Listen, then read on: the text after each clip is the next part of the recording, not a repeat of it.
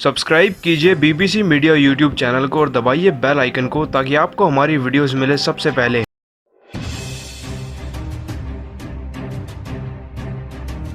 दोस्तों, अगर आप भी महेंद्र सिंह धोनी को एक महान कप्तान मानते हैं तो वीडियो को लाइक करना नहीं भूलिएगा। दोस्तों, आईपीएल 2019 का सबसे बड़ा और रोमांचक मुकाबला बेंगलोर और चेन्नई की टीम के बीच में बेंगलोर के चिन्नस्वामी स्टेडियम में खेला गया। और दोस्तों, पार्थिव पटेल की 53 तो वहीं अंतिम ओवर में मोइन अली की 26 रनों की तूफानी पारी के कारण ही आरसीबी की टीम चेन्नई की टीम को इस रोमांचक मुकाबले में 162 रनों का लक्ष्य देने में कामयाब हो पाई। लेकिन दोस्तों, जैसा कि हम सभी जानते हैं कि इस जीते हुए मुकाबले में भी आरसीबी की टीम के द्वारा चेन्नई की टीम हार चुकी है। साथ ही और भी ज्यादा हैरान कर देने वाली बात तो यह है कि पारी के आखिरी ओवर में 26 रन चाहिए थे और इस ओवर की पहली 5 गेंदों पे ही महेंद्र सिंह धोनी जोरदार बल्लेबाजी करते हुए 24 रन जड़ चुके थे। तो सवाल ये उठता है कि आखिरकार आखिरी गेंद पर महेंद्र सिंह धोनी एक शॉट खेलने में भी आखिरकार क्यों नाकाम रहे। और अब आपको बता दें कि धोनी ने अपने बयान में इसी बात का बड़ा खुलासा किया है। साथ ही हार के वह बड़े कारण बताए जिनकी वजह से चेन्नई की टीम इस मुकाबले में हारी है। आपको बता दें कि मैच खत्म होने के बाद धोनी ने पोस्ट मैच प्रेजेंटेशन में कहा कि जिस तरीके से इस मुकाबले में आरसीबी की टीम के खिलाड़ियों ने प्रदर्शन करके दिखाया, उसकी जितनी भी तारीफ की जाए उतनी कम है। इस बात में कोई शक नहीं कि 162 रनों का लक्ष्य चिन्नस्वामी जैसे स्टेडियम में कोई बड़ा लक्ष्य नहीं, आसानी से इस लक्ष्य को चेज कर सकते हैं। तो इसलिए तारीफ करनी होगी आरसीबी की टीम के गेंदबाजों की, क्योंकि इतने अच्छे से डिफेंड करना, वो भी इतने हाई प्रेशर मुकाबलों में, कोई आसान बात नहीं। लेकिन कहीं ना कहीं मैं दुखी भी हूँ कि हमारी टीम के बल्लेबाज अच्छी बल्लेबाजी ना कर सके।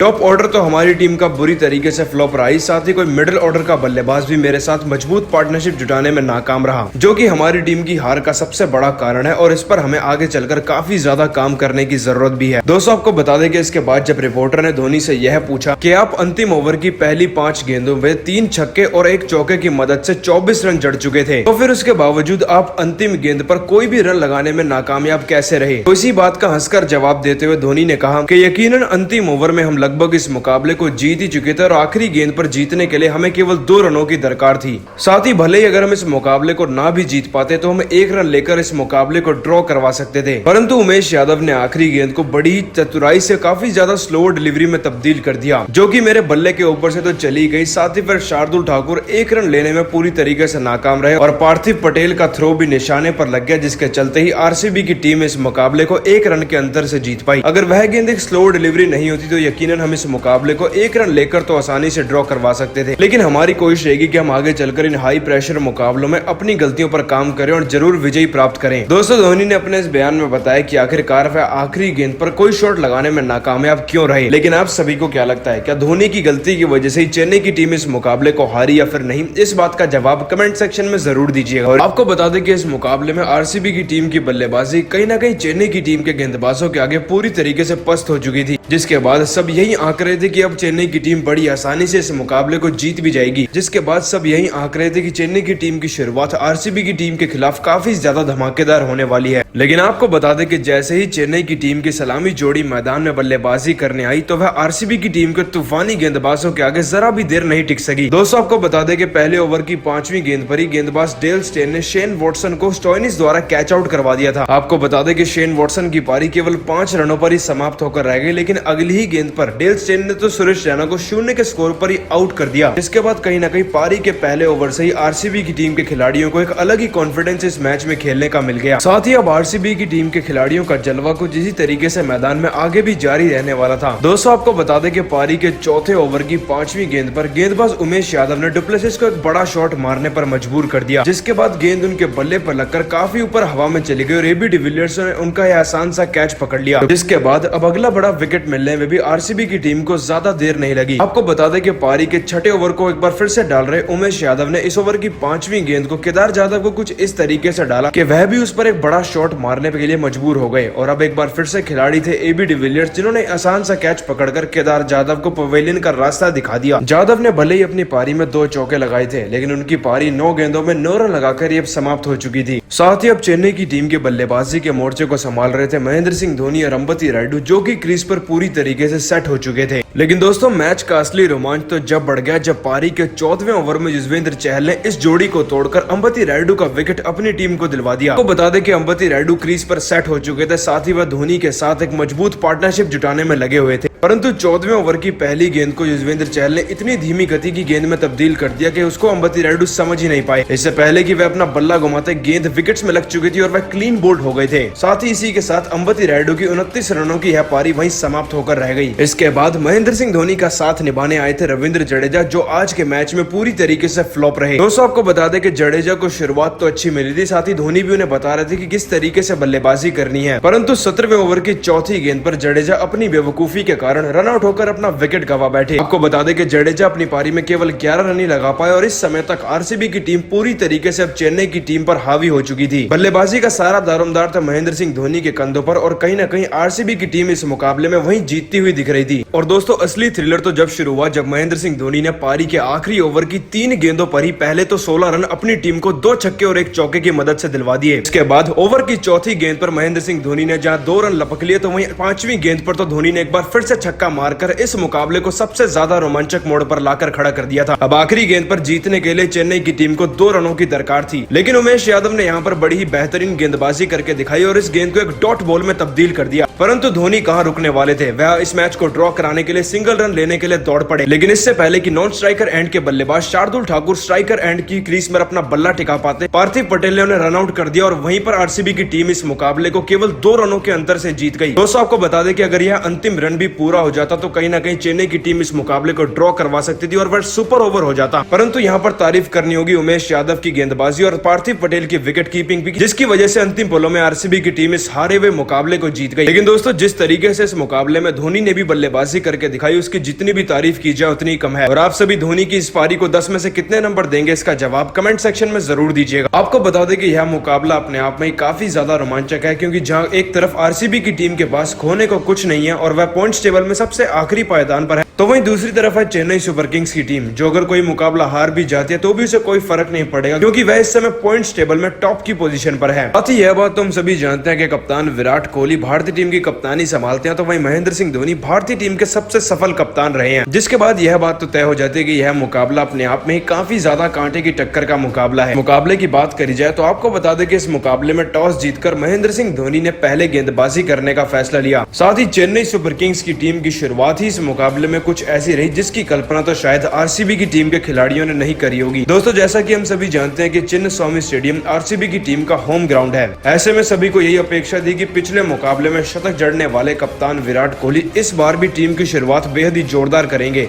लेकिन जब वह मैदान में बल्लेबाजी करने आए तो उनका बल्ला तो चला, लेकिन आज शुरुआत पूरी तरीके से चेन्नई की टीम के हक में रही। आपको बता दें कि जैसे ही तीसरे ओवर की दूसरी गेंद पर कप्तान विराट कोहली ने चौका लगाया तो वहीं विकेट के पीछे से धोनी ने उन्हें इशारा कर दिया कि उन्हें अगली गेंद कैसी डालनी है, जिसके बाद दीपक चहर ने अगली गेंद को बहुत ज्यादा बाहर की तरफ डाला और गेंद बल्ले का किनारा लेकर सीधा महेंद्र सिंह धोनी के हाथों में चली गई। और कुछ इसी तरीके से कप्तान विराट कोहली की पारी 8 गेंदों पर 9 रन बनाकर ही सिमट कर रह गई। हालांकि इसके बाद मैदान पर बल्लेबाजी करने आए एबी डिविलियर्स ने पार्थिव पटेल के साथ मिलकर अपनी टीम के लिए एक मजबूत पार्टनरशिप तो जुटानी चाहिए, परंतु फिर वह भी 7वें ओवर की 5वीं गेंद पर केवल 19 गेंदों में 25 रन लगाकर ही रविंद्र जडेजा का शिकार बन गए और उनका यह शानदार कैच पकड़ा था फाफ डु प्लेसिस ने। दोस्तों आपको बता दें कि डिविलियर्स का विकेट लेने में भी कहीं न कहीं महेंद्र सिंह धोनी की कप्तानी थी, क्योंकि धोनी कहीं न कहीं विकेट के पीछे से जडेजा को यह बात बार बार बता रहे थे कि उन्हें किस तरीके से गेंदबाजी करानी है। इसके बाद अब मैदान पर बल्लेबाजी करने आए खिलाड़ी आकाशदीप नाथ भी आज काफी ज्यादा समझदारी से बल्लेबाजी करते हुए दिखे। हालांकि पार्थिव पटेल के साथ उनकी यह पार्टनरशिप ज्यादा देर तक नहीं टिक पाई और वह भी 20 गेंदों में 24 रन लगाकर अपना विकेट गवा बैठे। इत्तेफाक की बात तो यह है कि उनका विकेट भी रविंद्र जडेजा ने लिया और उनका कैच पकड़ा तो एक बार फिर से फाफ डु प्लेसिस ने। और दोस्तों कुछ इसी तरीके से धोनी की कप्तानी के आगे एक बार फिर से आरसीबी की टीम के सबसे धुरंधर खिलाड़ी बिल्कुल ध्वस्त होते हुए दिखे। साथ ही दोस्तों इसके बाद फिर मैदान में आगे चलकर पारी के 16वें ओवर में बल्लेबाज पार्थिव पटेल भी अपना विकेट गवा बैठे। आपको बता दें कि आरसीबी की टीम की तरफ से पार्थिव पटेल ने एक बेहद ही संघर्षपूर्ण पारी खेली और उनकी तारीफ भी की गई, परंतु फिर 16वें ओवर की चौथी गेंद पर गेंदबाज ड्वेन ब्रावो ने पार्थिव पटेल को एक बड़ा शॉट मारने पर मजबूर करा, जिसके बाद वह शेन वॉटसन ने उनका आसान सा कैच पकड़ लिया। आपको बता दें कि पार्थिव पटेल ने 37 गेंदों में 53 रनों की एक तूफानी पारी खेली थी। साथ ही फिर 17वें ओवर की तीसरी गेंद पर क्रीज पर खड़े बल्लेबाज स्टोइनिस भी अपना विकेट गवा बैठे। दोस्तों आपको बता दें कि स्टोइनिस ने अपनी पारी में छक्का लगाकर भले ही टीम को एक तूफानी शुरुआत दिलाई थी, लेकिन फिर वह भी 13 गेंदों में केवल 14 रन लगा सके। उनका विकेट लिया इमरान ताहिर ने, साथ ही उनका कैच पकड़ा फाफ डु प्लेसिस व खिलाड़ी शोरे ने, जो कि आईपीएल के सबसे बेहतरीन कैचों में भी शुमार हो चुका है। हालांकि अब मैदान पर खड़े मोइन अली एक अलग ही गियर में बल्लेबाजी करने लगे थे। दोस्तों मोइन अली काफी ज्यादा तूफानी फॉर्म में चल रहे हैं और उनकी फॉर्म इस मुकाबले में भी जारी थी। आपको बता दें कि क्रीज के एक छोर से पवन नेगी तो शांत थे, लेकिन मोइन अली अपने बल्ले से बड़े शॉट्स लगा रहे थे, जिसके चलते आरसीबी की टीम की खराब बल्लेबाजी के बावजूद टीम का स्कोर 150 के पार जा सका। और दोस्तों कुछ इसी तरीके से धोनी की कप्तानी के आगे एक बार फिर से आरसीबी की टीम ढेर हो गई। लेकिन आप सभी धोनी की कप्तानी को 10 में से कितने नंबर देंगे, इसका जवाब कमेंट सेक्शन में जरूर दीजिएगा।